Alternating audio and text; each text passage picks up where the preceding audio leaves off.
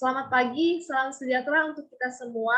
Perkenalkan, nama saya Febri Asima Purba Siboro, NIM 19105370, Prodi S1 Manajemen, kelas Manajemen Cipagi semester 6, mata kuliah Lembaga Keuangan dan Bank. Di sini saya akan memulai presentasi hasil dari tugas saya, yaitu dengan judul Perum Pegadaian di Lingkungan Masyarakat. Sejarah Pegadaian. Pegadaian sudah beberapa kali berubah status, yaitu sebagai perusahaan negara atau PN sejak 1 Januari 1961, kemudian berdasarkan peraturan pemerintah nomor 7 1969 menjadi perusahaan jawatan atau pejan. Selanjutnya berdasarkan peraturan pemerintah nomor 10 1990 yang diperbaharui dengan peraturan pemerintah nomor 103 tahun 2000 berubah lagi menjadi perusahaan umum atau Perum. Kemudian pada tahun 2011, perubahan status kembali terjadi yakni dari Perum menjadi perseroan yang telah ditetapkan dalam peraturan pemerintah atau PP nomor 51 2011 yang ditandatangani pada tanggal 13 Desember 2011. Namun demikian, perubahan tersebut efektif setelah anggaran dasar diserahkan ke pejabat berwenang, yaitu pada tanggal 1 April 2011. Secara umum, usaha gadai diartikan sebagai kegiatan menjaminkan barang berharga kepada pihak tertentu, guna memperoleh sejumlah uang dan barang yang dijaminkan akan ditebus kembali sesuai perjanjian antara nasabah dengan lembaga gadai. Tugas pokok pegadaian, yaitu pertama menyalurkan uang pinjaman atas dasar hukum gadai dan usaha-usaha lain yang berhubungan dengan tujuan pegadaian atas dasar materi. Kedua, memberi pinjaman kepada masyarakat atas dasar hukum gadai agar masyarakat tidak dirugikan oleh kegiatan lembaga keuangan non formal yang cenderung memanfaatkan kebutuhan dana mendesak dari masyarakat. Jenis-jenis barang yang bisa digadaikan, yaitu pertama barang-barang elektronik seperti laptop, televisi, kulkas, radio tape recorder, VCD atau DVD, dan radio kaset. Yang kedua, kendaraan seperti sepeda, sepeda motor, dan mobil. Yang ketiga, barang-barang rumah tangga. Yang keempat, mesin seperti mesin jahit dan mesin motor kapal. Yang kelima, barang-barang lain yang dianggap bernilai seperti surat-surat berharga, baik dalam bentuk saham, obligasi, maupun surat-surat berharga lainnya. Selanjutnya, manfaat pegadaian.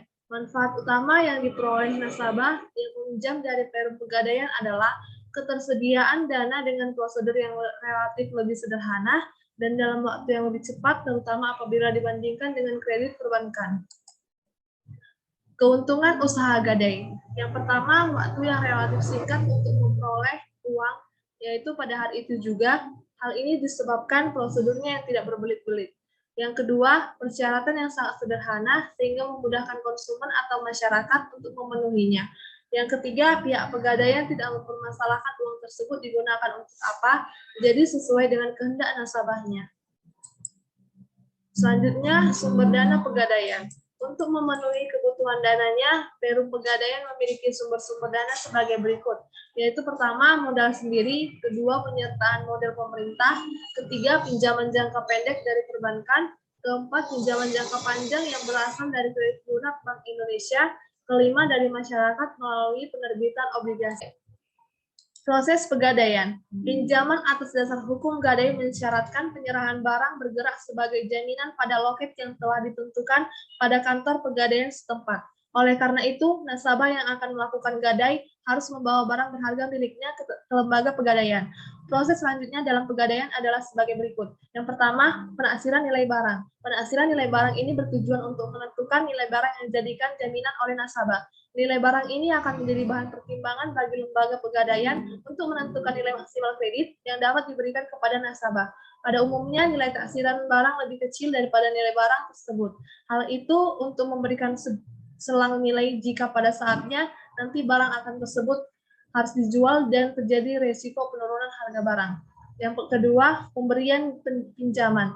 Setelah ditentukan nilai taksiran barang, maka lembaga pegadaian akan menentukan nilai maksimal pinjaman yang dapat diberikan kepada nasabah.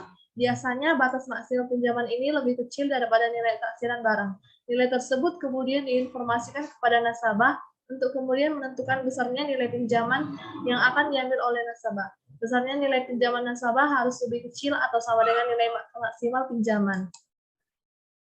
Selanjutnya, peraturan pegadaian. Sudah banyak peraturan yang dibuat oleh pemerintah tentang gadai. Beberapa peraturan yang terkait dengan gadai dan lembaga pegadaian antara lain dapat dibaca pada paragraf berikut. Pertama, Undang-Undang Nomor 21 Tahun 2008 tentang Perbankan Syariah. Yang kedua, Peraturan Bank Indonesia Nomor 10/17 PBI 2008 tentang produk bank syariah dan unit usaha syariah. Yang ketiga, Peraturan Pemerintah Republik Indonesia Nomor 51 Tahun 2011 tentang perubahan bentuk badan hukum perusahaan umum pegadaian menjadi perusahaan perseroan. Yang keempat, Peraturan Pemerintah Republik Indonesia Nomor 103 Tahun 2000 tentang perusahaan umum atau Peru Pegadaian. Sekian hasil presentasi dari saya. Kurang lebihnya saya mohon maaf. Semoga bermanfaat untuk kita. Terima kasih.